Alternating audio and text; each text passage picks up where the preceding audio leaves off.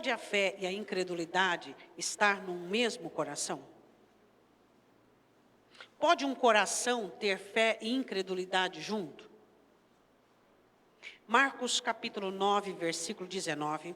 E ele respondendo lhes disse: ó geração incrédula, até quando estarei convosco? Até quando vos sofrerei ainda? Trazei-mo. Podem se assentar.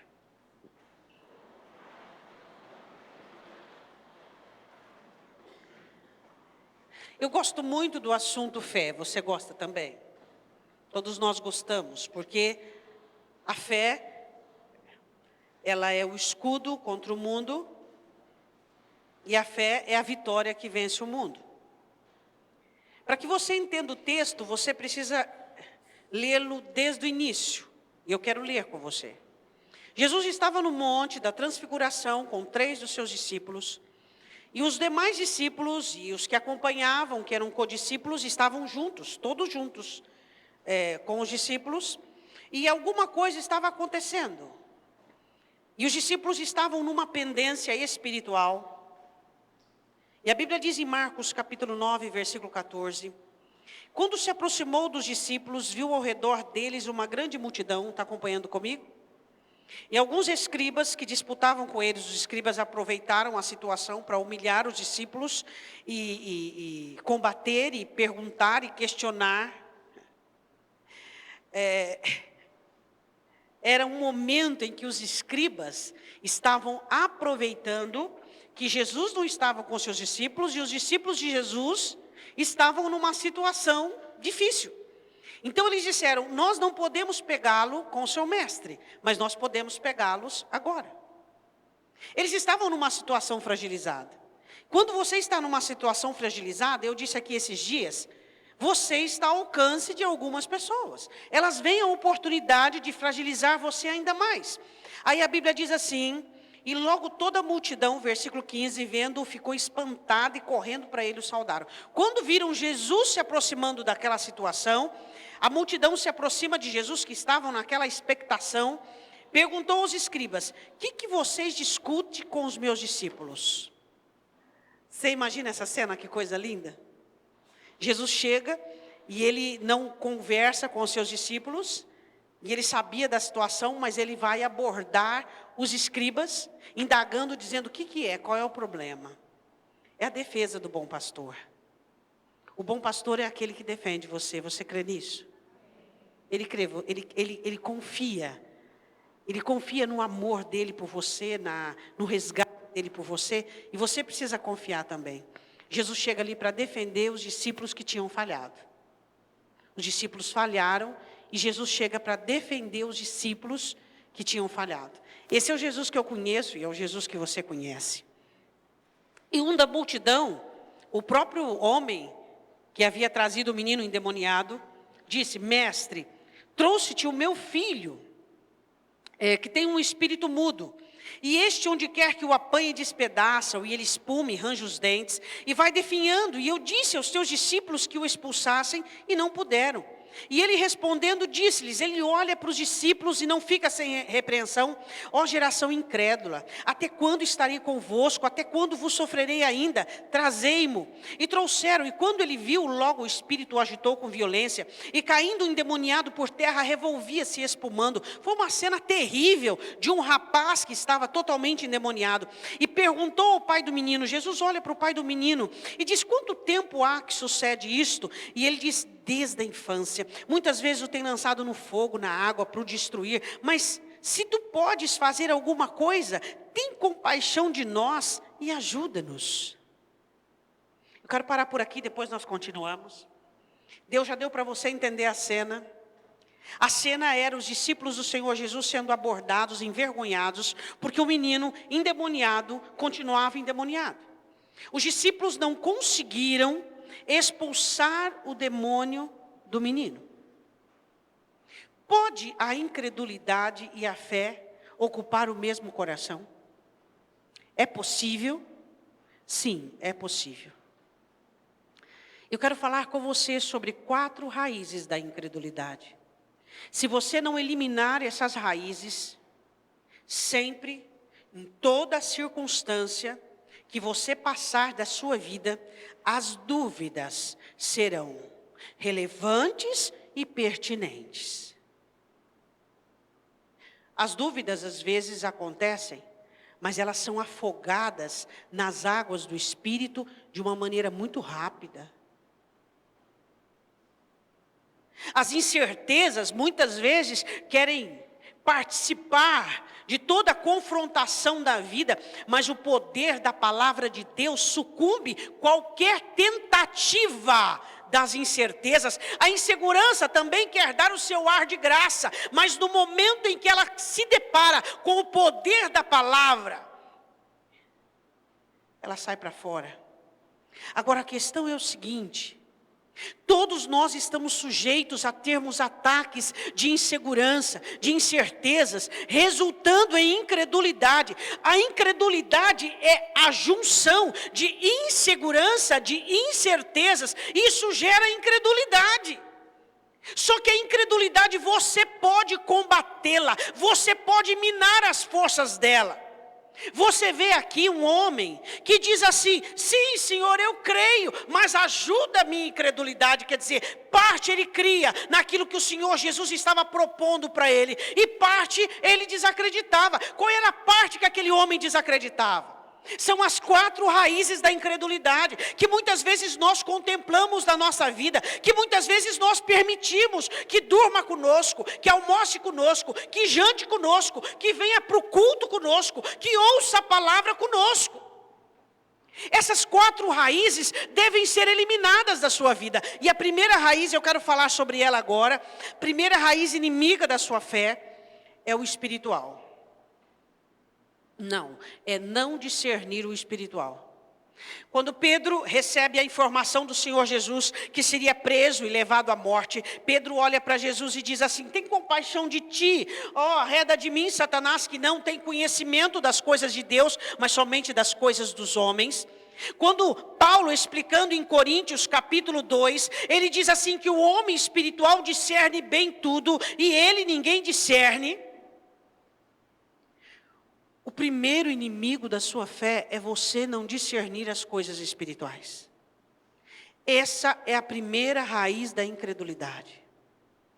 Você está vivendo uma situação e a primeira compreensão que você tem é da situação em si, sem uma abordagem específica sobre o espiritual. Quem está por trás disso? Deus ou diabo? Quem está dizendo essa frase? Deus ou diabo?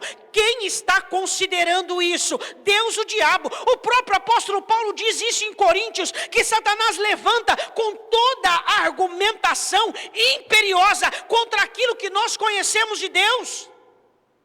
A questão é, você não pode deixar de analisar o espiritual de toda e qualquer situação, porque você não é algo que vai morrer e vai acabar, você é eterno, você é espiritual. Tudo tem a ver com o espiritual, tudo tem a ver com o espiritual, tudo tem a ver com o espiritual. Enquanto você não colocar isso na sua mente, você vai perecer pelas raízes da incredulidade. Tudo tem a ver com o espiritual, nada é só humano, nada é só humano. Será que você pode entender isso? Tudo tem 2 agentes, Deus ou Satanás. Tudo. Toda fala, toda consideração, toda conclusão, toda situação, tudo. Você não pode desconsiderar. Quando o apóstolo escreve: estamos rodeados por uma tão grande nuvem de testemunha, então vamos permanecer firme. Existem demônios olhando para nós. Existem anjos olhando para nós. Precisamos entender isso. Não podemos falhar, não podemos titubear, não podemos olhar as coisas por um âmbito humano, desconsiderando o lado espiritual. Quantos crentes têm feito isso? Quando Abraão, em Gênesis capítulo 15, ele estava um pouco fragilizado pela luta e batalha, e ainda não tinha filhos, e havia vencido a batalha. O Senhor diz em Gênesis capítulo 15, não temas, Abraão, eu sou o seu escudo, o seu grandíssimo galardão. Você não precisa nada destes homens, esses reis, você não precisa ter medo de nada e de ninguém. Eu sou o seu escudo, não temas. Você e eu jamais podemos desconsiderar as coisas espirituais. Pedro desconsiderou um dia, quando Jesus olha para ele e diz assim, é impressionante quando uma mulher casada toma uma atitude sem considerar Satanás, sem considerar a vontade de Deus. Quando um homem casado, ele olha para aquilo que ele deseja, para aquilo que ele quer, para aquilo que ele gosta. Quando um filho, quando um marido, quando uma esposa, quando um crente, ele olha para aquilo que ele quer, para a sua própria vontade, para os seus desejos e deleites, não considerando que existe um reino, não considerando que existe anjos e demônios. Estamos em meio a uma batalha. Um dia Pedro desconsiderou isso. Jesus olha para ele e diz, Pedro, antes que o galo cante 3 vezes me negará. Não, Senhor. Ele desconsiderou e por isso ele escreve, Satanás anda ao redor de vocês, bramando como um leão, buscando a quem possa tragar. Por isso resisti firmes na fé. A questão é, não ignore os ardis de Satanás. Foi o que Paulo escreve aos Coríntios. Nós não ignoramos aquilo que Satanás pode fazer com quase nada. Ele pode fazer com quase nada. Sabe o que ele fez com o ócio de Davi? Ele levou ele a um adultério que Davi nunca mais se levantou. Sabe o que Davi fez com a imaturidade de Sansão? Fez ele morrer cego e escravo. Sabe o que ele fez? Com o desejo de uma fruta que Eva teve, a queda da humanidade inteira. Não ignore o que Satanás pode fazer com o pouco que nós oferecemos a ele. Sabe o que ele pôde fazer com Ananias e Safira? Com uma mentira que eles acharam que não ia dar em nada, a morte de ambos. Uma família morre no mesmo dia. O que Satanás pode fazer com aquilo que você acha que não vai dar nada, que não vai repercutir, que não vai virar nada? Nós precisamos ser atentos. Quantas pessoas, elas agem deliberadamente com as suas reações, com as suas emoções, achando que não vão dar nada. E elas mentem, e elas se corrompem, e elas falam, e elas escutam, e elas agem, e elas se comprometem, não entendendo que o alvo do diabo sou eu, o alvo do diabo é você. Você é um alvo de Satanás, e se você tiver uma marca, fica mais fácil dele te acertar. E quantas marcas as pessoas estão contemplando na sua vida, quantas marcas as pessoas estão tendo, não esquecendo o passado, não deletando o que passou, não abrindo o coração para o novo de Deus, sempre se ocupando com coisinhas, sempre se ocupando com picuinhas da vida. A vida tem picuinhas e tem inúmeras picuinhas. Tem ou não tem? Tem ou não tem? Picuinhas, elas embaraçam você. E você precisa tomar muito cuidado com elas. Eu quero falar do primeiro ponto, que é o espiritual, versículo 17. E um da multidão respondendo disse, mestre, trouxe-te o meu filho, que tem um espírito mudo. Quer dizer, a coisa era espiritual, ele não tinha condições espirituais para isso. Pastor, às vezes eu não tenho condições espirituais para poder resolver e solucionar meus problemas. Por isso que você tem Jesus e você tem que vir a Ele. Este homem veio aos discípulos, os discípulos falharam, então ele veio a quem? Ele veio para quem? Ele veio para Jesus. Jesus encontrou-se com ele. Se você não está entendendo espiritualmente o que está acontecendo com você, procure discernir, procure interpretar, não faça, não veja as coisas pelo âmbito humano. Você vai ouvir de Jesus igual Pedro ouviu. Você só entende as coisas que são da terra, as coisas que são deste mundo, você não entende as coisas que são de Deus. Não olhe as coisas. Às vezes você está fraco, desanimado, às vezes você está abatido, você acha que isso não dá em nada. Cuidado, Satanás está ao teu derredor, bramando como leão, buscando a quem possa tragar. Muito cuidado. Você precisa relevar essa situação. Se você não entende o que é espiritual, procure quem entende, procure quem discerna, ore, busque, peça ao Espírito Santo discernimento, leia a palavra, vasculhe a palavra e entenda o que está acontecendo com você. Primeira raiz da incredulidade, a falta de compreensão sobre as coisas espirituais. Segunda, versículo de número 18. É quando você se sente inerme. A palavra inerme significa sem defesa. Quando você está numa situação onde você se sente indefeso. Essa é a segunda raiz da incredulidade. Você sabia que o diabo faz isso? Quando você passa por um vale, por uma situação difícil, a primeira sensação é que você está só. A primeira sensação é que você está sozinho em uma situação que é maior que você. E você se sente como os espias, um gafanhoto. E tudo fica gigantesco ao seu redor. Você se sente inerme, sem defesa. Essa é a segunda raiz da incredulidade. Sensações. Ou se você quiser transferir para emoções, tudo bem.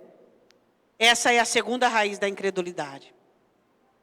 Você se sente indefeso, você se sente fechado, você se sente como uma pessoa que não sabe o que fazer, você não tem para onde ir, você não tem onde recorrer, você não tem o que buscar, você não tem o que fazer. Aí você ouve da parte de Deus, eu sou o seu escudo, o seu grandíssimo galardão. O versículo de número 18 diz assim, e este, onde quer que o apanhe, despedaça, espuma, arranja os dentes, vai definhando. Eu disse aos seus discípulos para expulsar, mas eles não conseguiram. Você tem a conta de quantas frustrações você tem na sua vida? Você não pode ter. Frustrações e respostas negativas são coisas que você deleta. Existem pessoas que têm um amontoado de coleção de fracasso. Fracassos não se colecionam. Vitórias você coleciona, porque são memoriais para a honra do Senhor e glória dele. Fracassos você não coleciona. Diga amém. Fracassos, o seu coração não pode ter lugar para fracasso, tem? Fracassos você não coleciona, porque se você colecionar fracasso, você está levando a sua alma a ser uma alma cancerígena, uma alma que mantém uma situação de câncer. Fracassos não se contemplam, fracassos não se alimenta, fracassos não se coleciona, fracassos se deletam. Você pode dizer amém? Paulo diz assim, eu aprendi a esquecer. Você aprendeu a esquecer? Aprendeu a esquecer? Esquecer é bom, esquecer é saudável para você. Esqueça o que uma pessoa fez, esqueça o que aconteceu, esqueça as misérias da sua infância, esqueça as amarguras. Não deixe Satanás ficar bombardeando a sua mente com palavras e com frases. Quando uma frase se tornar muito repetitiva na sua vida, quem está fazendo acentuar aquilo? Se não Satanás, deleta isso e coloca um versículo bíblico para combater aquela frase e aquela palavra. Ele olha para Jesus e diz assim, a situação minha e do meu filho é terrível. Onde quer que esse inimigo apanha, ele escuma, eu passo vergonha com esse menino. É vergonhoso, eu não posso sair, eu não descanso. E eu não tenho mais vida. Situação indefesa. Você já se sentiu indefeso? Jesus diz, eu sou o seu escudo e o seu grandíssimo galardão. Eu quero falar uma coisa para você. Sobre descentração. Se você continuar com a sua ótica na situação, não há fé que subsista e que aguente. Se você continuar centralizando a circunstância, não há fé que aguente. Você precisa descentralizar a situação e centralizar quem? Quem? Ele tem que estar no governo, ele que tem que alimentar, ele que tem que sustentar, ele que tem que fazer a obra, é ele. Você precisa tirar os seus olhos do problema. Quantas vezes eu já disse isso, você sabe? Dessa forma, de outra forma, de outras formas. Tira o olho do problema, tira o olho da dificuldade, Tire o olho daquilo que você está enxergando. Olhe para Jesus. Olhamos para Ele e os nossos rostos são iluminados. Davi dizia assim: eu levo os meus olhos para os montes. Eu não aceito ficar de olho caído, de olhar caído. De onde vem o meu socorro? O meu socorro vem do Senhor. Quando é que você se sente inerme, indefeso? Quando você está com o olhar fixo, capturado pela situação. Mas quando você levanta os seus olhos para Jesus, algo acontece dentro de você. Alguma coisa começa a se mexer dentro da sua alma. A segunda questão que te faça sentir indefeso é interpretar as possibilidades com recurso próprio. Diga isso.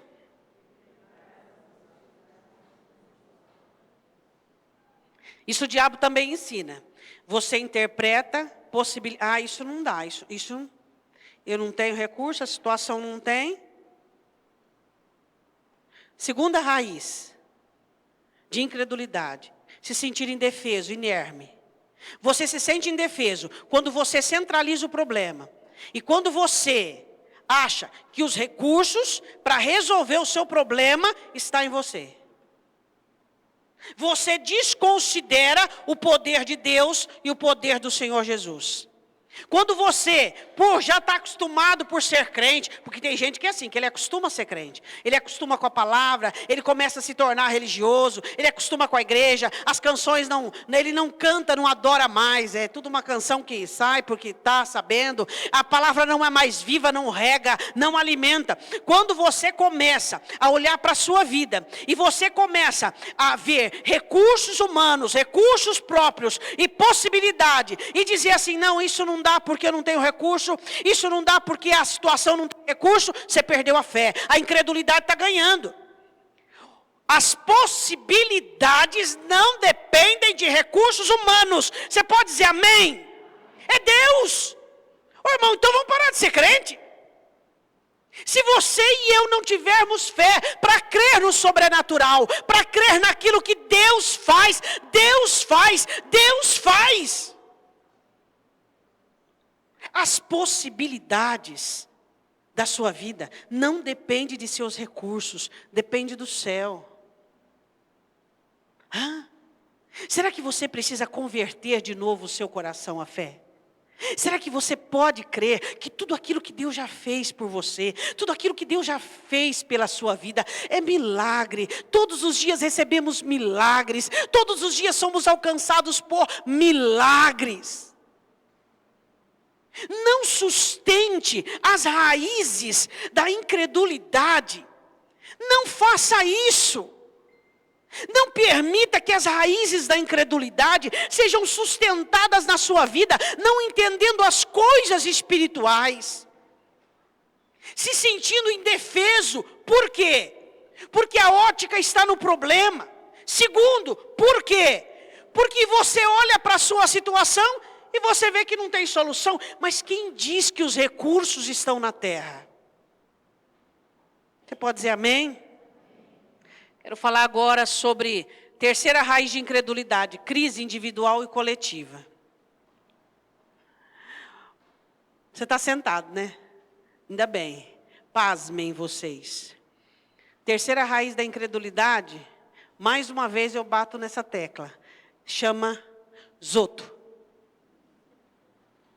O que o outro vai pensar, o que o outro vai falar, o que o outro vai ver, o que o outro vai achar, o que ele vai falar que Deus não está comigo. Ele vai falar, eu falo de crises, 2 tipos de crises, individual e coletiva. Geralmente as duas estão associadas. Pessoas em crise geralmente estão associadas porque está fermentada pelo zoto. As suas crises são alimentadas pelos outros. O que o outro vai falar, o que o outro vai pensar, o que o outro vai achar que eu não tenho fé, achar que Deus me abandonou. E qual é o problema? Aquilo que está na cabeça do outro. Terceira raiz de incredulidade: crises individuais e coletivas. Desde que o mundo é mundo, gente faz mal para gente. Ser humano faz mal para ser humano. Conta aí nos dedos quantas pessoas já passou na sua vida e fez bem. Agora conta nos dedos quantas pessoas passaram por sua vida e te fizeram qualquer tipo de mal. Não dá o dedo do pé da mão emprestado por mão, não dá. Mas e aí, qual é o problema? Você não pode entrar em crise. Você tem que estar em paz com você mesmo, com a sua vida, com a sua fé, com o que você crê, com o que você confia, com a palavra. Você não pode estar em crise. Quais as pessoas que estão em crise? São as pessoas que são religiosas. Quanto mais intimidade com a palavra e com Cristo, maior a sua fé. Quanto mais intimidade com a palavra, maior a sua fé. Quero ler para você o versículo de número 20 a 22. Trouxeram um menino, eu já li, né? E o espírito agitou com violência. E o menino caiu endemoniado. E o pai do menino perguntou a Jesus: quanto tempo acontece isso? Ele diz: desde a infância.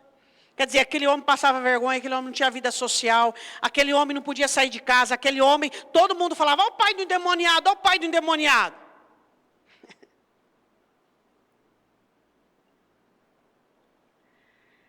Crises. Aquele homem estava afundado numa situação. Nós fomos chamados para andar sobre, e não para naufragarmos. Amém? E a Bíblia diz assim, no versículo 22, muitas vezes ele tem lançado no fogo, na água, para o destruir. Mas se tu podes fazer alguma coisa, tem compaixão de nós e ajuda-nos. Qual foi o erro desse homem aí? Diga para o seu irmão: ele lançou um si sobre o poder de Jesus. Tem gente que nasce um si, lança um si sobre o amor de Jesus, lança um si sobre a comunhão. Se o Senhor quiser ainda alguma coisa comigo, se o Senhor depois disso me amar, se o Senhor pode. Ele lançou um si, ele foi autêntico e sincero. Olha, é o seguinte: se o Senhor pode, ele lançou um si sobre o poder de Jesus. Tem gente que lança si, porém, contudo, como, entretanto. Como? Como o Senhor vai fazer isso? Lançando como sobre o poder de Jesus. Lançando como sobre o poder da criação do Senhor. Não faça isso. Jesus devolve o si para ele. Se você lança o si para Jesus, ele lança o si de volta. Aí você vai ter que fazer outra oração. Consertando tudo. E no choro, dura isso, que vai ter que chorar. Não lance si. Até agora ele não tinha chorado, não. Ele estava todo seguro de si, todo confiante. Ele diz assim: se o Senhor puder ajudar aí, puder fazer alguma coisa, tem compaixão de nós. Aí Jesus devolve o si para ele. Aí ele chora, hein? Aí ele chora. Aí ele chora porque ele vê a quarta raiz da incredulidade. Mas eu ainda estou na terceira. Qual é a terceira raiz da incredulidade? Você sabe? Você sabe qual a primeira raiz da incredulidade? Falta de entendimento espiritual. Qual a segunda raiz? Se sentir indefeso. Qual a terceira? Crises individuais e coletivas. Você se preocupar com o que o outro está falando, com o que o outro está dizendo, com o que o outro... Aí o que acontece? Você vai entrar em crise, você vai começar a duvidar do amor de Deus, você vai começar a duvidar do quanto Deus te ama, do quanto Deus tem confiado a você coisas divinas e celestiais. Você vai duvidar de muitas coisas. Então, por favor, não entre em crise. Já basta a sua individual. Resolva a bagunça da sua casa e não deixe que a crise coletiva venha invadir a sua vida. A vida girava em torno do problema dele, daquele menino, a vergonha. E a crise coletiva, quando ela se une à crise individual, ela traz 2 transtornos. Diga, 2 transtornos. Ela faz 2 coisas conosco. Paralisa, primeiro, depois regride. Para o diabo fazer você regredir, ele te paralisa primeiro. Deixa paralisado. E agora, não tem vontade de orar, não tem vontade de cantar, não tem vontade de seguir em frente. Paralisou, regrediu. Crente que para, regride. Crente que para, regride. Isso aí eu aprendi, eu não tinha nem 20 anos. Crente que para, regride. Crente que para, regride. Você quer ver um crente retroceder? Primeiro Satanás neutralizou ele. Ele fica paralisado. Quando você une crise individual à crise coletiva, quando você está na sua crise individual, todos nós passamos por ela. Passamos ou não passamos? Todos nós.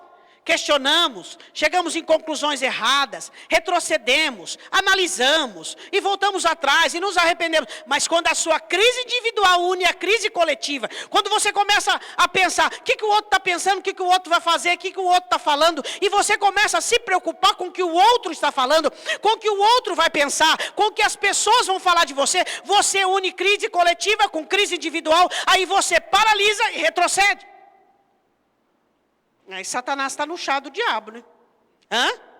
Primeira raiz de incredulidade, não entender que tudo tem a ver com o espiritual. Segunda raiz, se sentir indefeso. Terceira raiz, você unir crise individual com crise coletiva. Jesus devolve o si para ele. Aí Jesus diz assim para ele, no versículo 23, se tu podes crer, tudo é possível ao que crê. Então vamos lá, já que é questão de poder, vamos ver se você pode crer.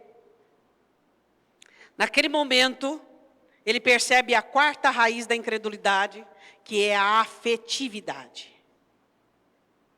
Ele percebe o quanto ele estava eu usei a palavra afetividade para você entender que às vezes nós abraçamos coisas demoníacas. Às vezes nós temos afeto, às vezes nós estamos embaraçados com coisas malignas. Por isso que eu usei a palavra afetividade. Aquele homem percebe a afetividade da qual ele estava vivendo a situação. Situação havia criado a ele uma rotina. A situação havia determinado que qualidade de vida ele estava vivendo. A situação havia determinado que jeito o filho dele viveria. Quem estava por trás dessa situação? Deus ou o diabo? O diabo. Não tenha afetividade à situação. Traduzindo no brasileirado, não se adeque ao fracasso, não se adeque à miséria, não se adeque à tristeza, não se adeque. Por isso que o apóstolo Paulo diz, transformai-vos pela renovação do vosso entendimento. Não se adeque. Você olha para a sua vida e você diz, isso aqui vai mudar. Ele tinha que ter uma escolha aqui, ou mudar ou perecer. Diversas vezes o Senhor nos dá a escolha, ou você muda ou você perece. Ou eu mudo ou eu pereço junto com a situação. Ele tinha que escolher, ou ele mudava ou ele perecia. O que ele fez? Ele chorou, mas ele chorou. Aquele homem diante daquela grande multidão, ele caiu num pranto, e ele diz, vou falar a verdade, eu creio um pouco. Não creio muito, mas naquilo que eu não creio, ajuda a minha incredulidade. Sabe, a incredulidade dele estava respaldada no quê? No espiritual que ele não conseguia entender. Se sentir indefeso, nas crises individuais e coletivas que haviam se unido, e na afetividade que ele tinha pela situação. Não tenha afeto pela miséria, não tenha afeto pelo problema, não tenha afeto pela circunstância, não o deixe moldar a sua vida e ditar regras sobre a sua vida. Amém? Você já sentiu afetividade por problema? Você começa a se ajeitar no problema, a adequar a sua vida em torno do problema, a resumir a sua vida em torno do problema. Não faça isso. Não faça isso. Ele descobre a afetividade dele que estava resumida à situação. Então ele olha e diz assim, sim, Senhor, eu creio em parte. Mas a outra parte, ajuda a minha incredulidade. Você entende isso? Quais são as 4 raízes da incredulidade?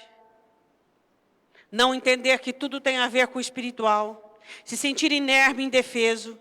Unir crise individual com crise coletiva. E por último, você não conseguir compreender que situações e circunstâncias são passageiras, mas a palavra permanece para sempre. Ele ouve a palavra de Jesus e ele entende que a afetividade dele tinha que ser a palavra e não a situação. Queria perguntar, você tem mais afeto pela palavra ou pela circunstância? Pela palavra, pastora, mas qual te envolve mais? Qual te faz perder o sono ou dormir? Qual ocupa mais seu coração? Qual tem mais de você? Último, cheque aqui, mate. Qual está mais na sua cabeça e no seu coração? A circunstância ou a palavra? A situação ou a palavra? É um grande ponto para nós analisarmos.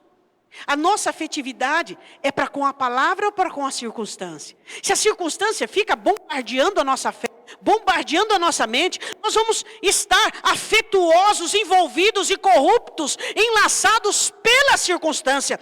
Mas se a palavra toma conta do nosso coração, se a palavra vem enrijecendo o nosso espírito para crer em Deus, vamos ficar afetuosos à palavra. A palavra é muito mais linda, poderosa, absoluta. A circunstância, ela passa. 4 raízes de incredulidade. Por favor, entenda que as coisas são espirituais. Tudo tem a ver com o espiritual. Segundo, não se sinta indefeso. Tire os olhos das circunstâncias e olhe para Jesus Cristo. E não acha que os seus recursos é que vão trazer a solução. Não faça isso. Terceiro, cuidado com as crises. Elas podem se tornar coletivas, elas trarão complicações para você. Satanás é sujo, né, irmãos? Quando ele vê um crente em crise, mas o bicho é um demônio mesmo, não tanto que é demônio, né? Quando ele vê um crente em crise, ele trata de piorar a situação. É ou não é? Ele vê que o crente não está muito afim de orar, não está muito de vir, aí ele piora a situação do crente. Por isso ele chama diabo. Piora. Então não una crise individual com crise coletiva. O mundo pode estar caindo ao teu redor. Só eu tenho a minha crise, tenho o meu quintal. Tenho o meu quintal para limpar, tenho o meu quintal para resolver.